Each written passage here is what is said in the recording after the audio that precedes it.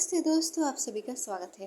आज हम आपको इंडस्ट्री की एक मशहूर अदाकारा जिन्होंने बतौर चाइल्ड आर्टिस्ट ही इंडस्ट्री में कदम रख लिया था और महज 8 साल की उम्र में फिल्म रेशम में एक्ट्रेस सुरैया के बचपन का रोल कर लिया था और इनकी इस अदाकारी को काफ़ी पसंद भी किया गया था। बेबी नाज ने हिंदी फिल्म इंडस्ट्री में बतौर चाइल्ड आर्टिस्ट कदम रखा था। माता पिता ने नाज का नाम सलमा बेग रखा था। सलमा ने महज 8 साल की उम्र में फिल्म रेशम में एक्ट्रेस सुरैया के बचपन का रोल किया।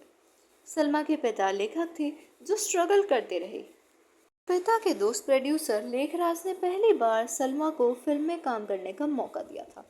हालांकि पहले पिता नहीं चाहते थे कि वह फिल्मों में काम करे, लेकिन आर्थिक तंगी की वजह से वह सलमा के काम करने के लिए तैयार हो गए थे। चलिए आज हम आपको सलमा बैग से जुड़ा एक रोचक किस्सा बताते हैं जब सेट पर ही सलमा की मांग भर दी गई थी। दरअसल ये वाक्य साल 1963 में रिलीज हुई फिल्म देखा प्यार तुम्हारा की शूटिंग के दौरान का है। डायरेक्टर के परवेज के निर्देशन में बनी इस फिल्म के हीरो थे पृथ्वीराज कपूर के भांजे सुबिराज। सुबिराज को फिल्मों में अधिकतर पुलिस ऑफिसर से लेकर बिजनेसमैन की भूमिका में देखा जाता था। वही फिल्म की हीरोइन थी सलमा बेग। उस वक्त तक सलमा को बेबी नाज से जाना जाता था।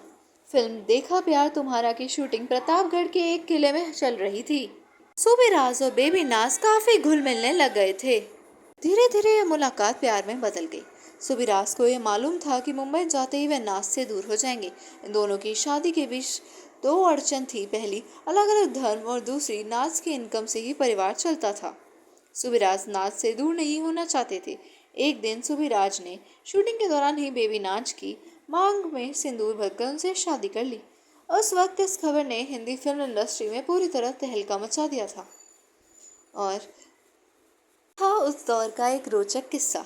अब आगे इनकी और जानकारी आपको दे देते हैं ताकि आपको फिर दोबारा अन्य वीडियो देखने की जरूरत ना पड़े। आप इसी वीडियो में सब कुछ जान सकेंगे।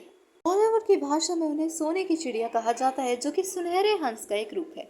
1950 के दशक की सबसे प्रिय बाल कलाकारों में से एक बेबी नाज भी ऐसी ही एक कलाकार हुआ करती थी।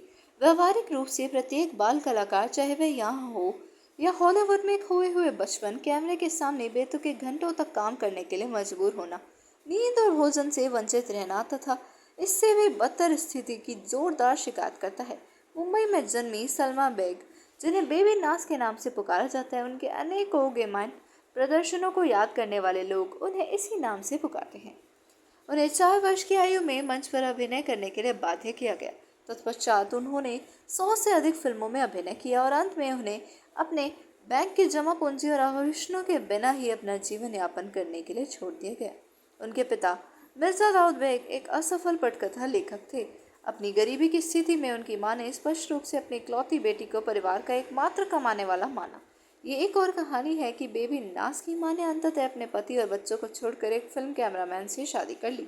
सौतेले पिता के बारे में बच्ची ने भयावह शब्दों में बताया। लगभग 10 वर्ष की उम्र में नाज ने पड़ोस के पानी के कुएं में कूदकर 2 बार आत्महत्या का प्रयास भी किया था, लेकिन घरेलू नौकर ने उसे बचा लिया था।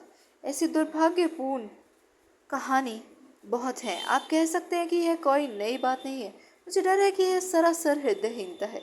यही कारण है कि यह एक छोटी सी लड़की की कहानी है जो लगभग 25 साल पहले 51 साल की उम्र में ही मर गई थी। बेबी तबस्सुम, डेजी और हनी ईरानी की तरह नाज भी नायिका बनने में असफल रही।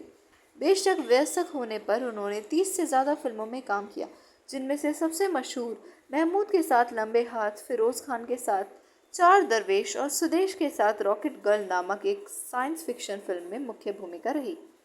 उन्हें तुरंत ही फिल्मों में बाकी काम मिलना बंद हो गया था और इस प्रकार का था उनका जीवन। अगर आपको उनकी कहानी पसंद आई तो कृपया करके चैनल को लाइक और सब्सक्राइब कर दीजिएगा। उन्होंने कम उम्र में ही दुनिया को अलविदा कह दिया था और इसके पीछे की वजह उनकी आर्थिक तंगी भी हो सकती है। धन्यवाद आप सभी का।